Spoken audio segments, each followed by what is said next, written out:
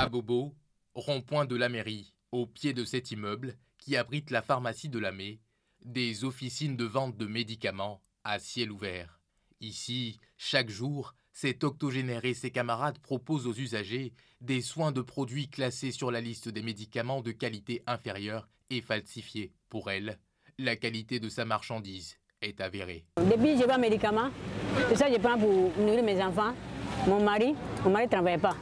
Donc c'est avec ça on travaille. Bon, il n'y a personne qui vient dire que vraiment, le médicament que tu m'as donné, que tu m'as fait quelque chose. Je n'ai jamais fait ça. Quand les gens paient le médicament avec moi, là, personne n'a jamais dit qu'en tout cas, si je me paye, je dis, ah vraiment, la ce que tu m'as donné là, ça m'a soigné. Donc ça soigne bien. Ça m'a donné, ça m'a pas donné une autre maladie. Donc ça soigne bien. Au plateau, plus précisément au siège du comité interministériel de lutte antidrogue, l'on dit le contraire. Nous les appelons les médicaments de qualité inférieure et falsifiés, en abrégé les MKIF.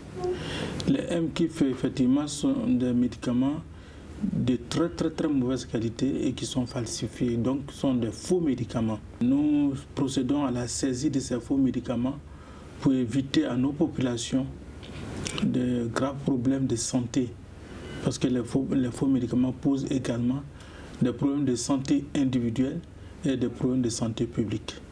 La structure de répression est très active. La lutte donne des résultats.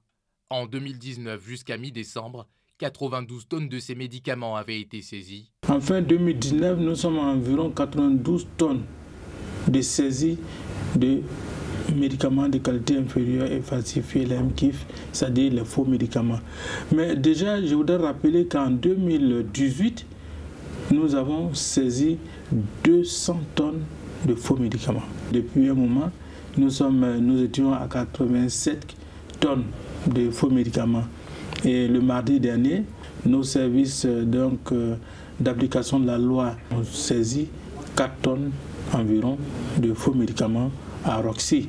Sur le terrain, le SILAD bénéficie désormais de l'appui de la centrale d'achat, de stockage et de distribution de médicaments essentiels et des intrants stratégiques. La nouvelle pharmacie de la santé publique de Côte d'Ivoire vient de mettre à la disposition des acteurs et partenaires du médicament une solution technologique, le spectrophotomètre Raman et 2 applications numériques mobiles, à savoir MedSafely et Authentimed. Le projet MEDTIC, porté par la nouvelle PSP, contribue au déploiement de nouvelles technologies pour l'assurance qualité des médicaments. Authentimed, application numérique qui devrait permettre l'authentification et la traçabilité des produits pharmaceutiques. MedSafety, application numérique développée avec l'OMS pour la notification en ligne des effets indésirables. Et le spectrophotomètre de Raman, équipement de haute technologie qui devrait nous permettre également d'un contrôle qualité des médicaments au niveau des frontières, à savoir les ports, aéroports et frontières terrestres. Financés dans le cadre du projet de l'initiative 5% Expertise France, ces outils technologiques de lutte contribuent à garantir la qualité des médicaments.